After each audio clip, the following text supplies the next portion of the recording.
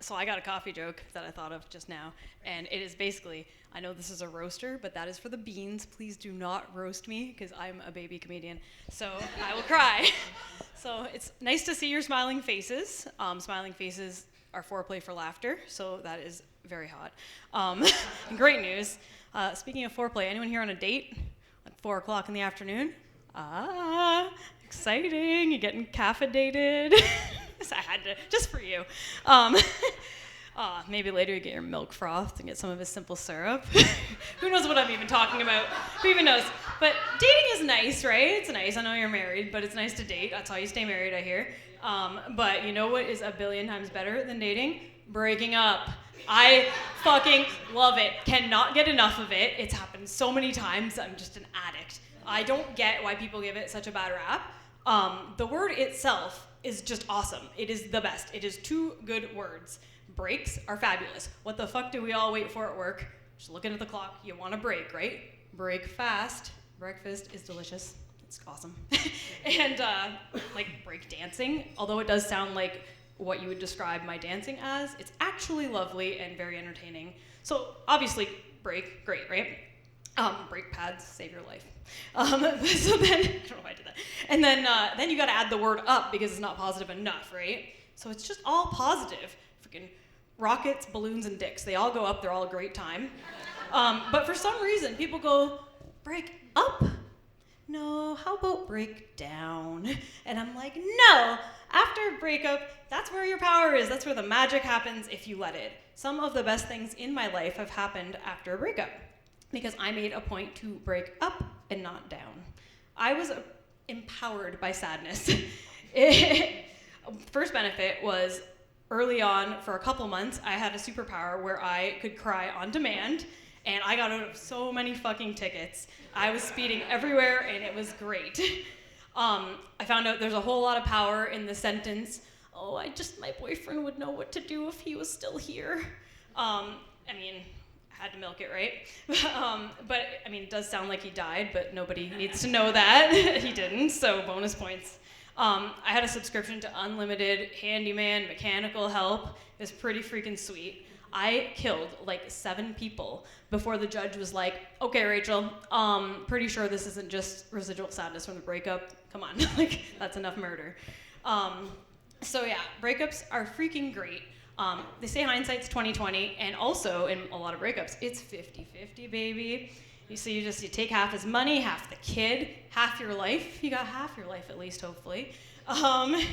And it's just lovely. Like, you know that feeling you get when someone bails on your plans, and it's just the sheer joy that washes over you. It's exactly like that, but the plans were for the rest of your life. Oh my God, like it is just the best. All the freedom. You can go where you want, talk to who you want to. You can eat the entire loaf of bread at the spaghetti factory, because fuck sharing. I did that right away. The best thing is that you get to waste your time with reckless abandon. You can sit down and actually Netflix and chill again. There's no chill when you're with your partner. I don't know if any of you have had this happen. And you're like scrolling and you kind of speed past the like recently watched stuff and you just hear a whine. It's like, babe, you watched that without me? Like, that is why committed people don't Netflix and chill. Like, it's just, if I want to devour a show, 100%, I just want to binge it and I don't want to wait for anybody. I'm fucking breaking up with my partner. I'm just going to break up with him just for fun. And he'll be like, can't we make it work? And I'll be like, no. At least not for the next 6 weeks, and never if it's renewed. Like, no thank you, buddy. This is important stuff. So, freaking idiots. Everyone always wants to make it work.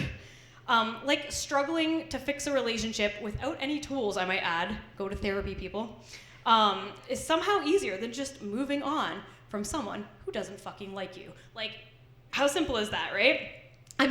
You deserve better at that point. And I know you guys probably think, it's easier said than done, but just hear me out. The way I think of it, I think that getting over someone is like participating in the world's lamest obstacle course. It's just like, okay, you're set up, all you gotta do, step over that turd. There's a turd there. It looks oddly like your ex. And you're like, I can do that, right? Just one step and you win. But no, instead, people just go, but what if I just lay here and cry for a year, and then maybe after a year they get up and stretch and you're like, oh, they're going for it, the crowd goes wild, and then they're like, okay, I'm gonna try.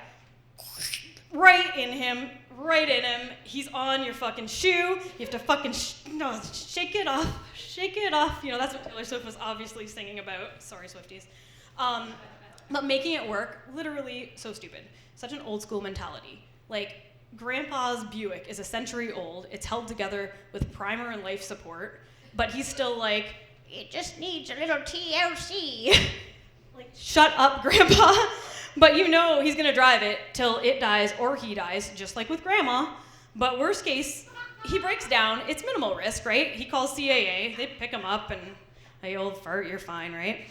So all is well. But if your relationship is barely working, there's no CAA for that, but there should be, absolutely. All you gotta do, dial 1-800-COUPLES ARGUMENT ASSISTANT.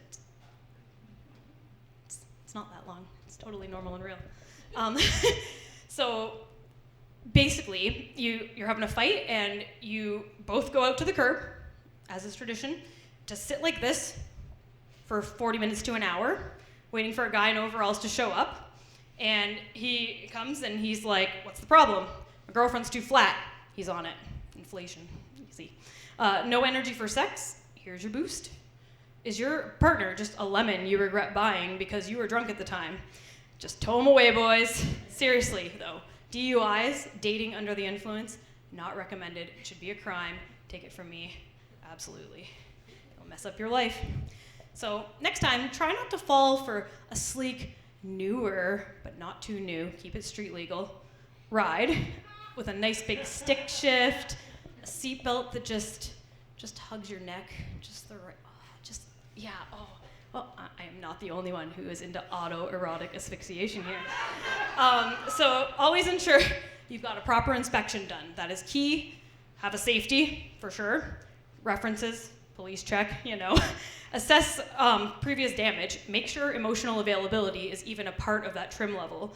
And always test drive it first, no matter what my mother says. I wanted my mom to be here for that.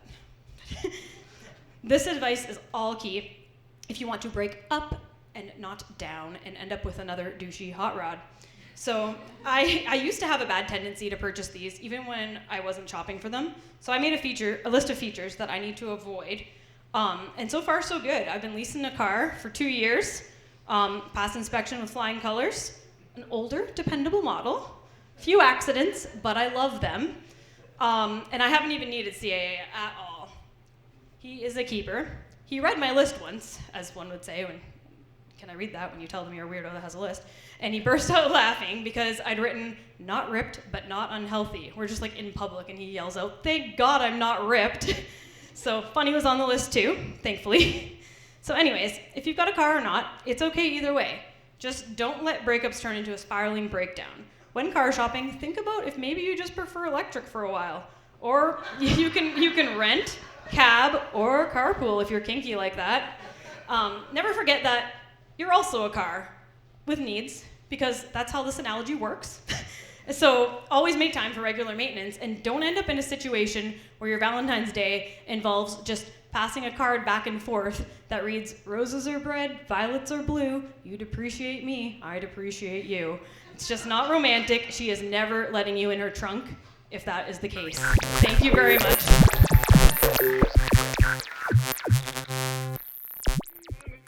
Happy New Year.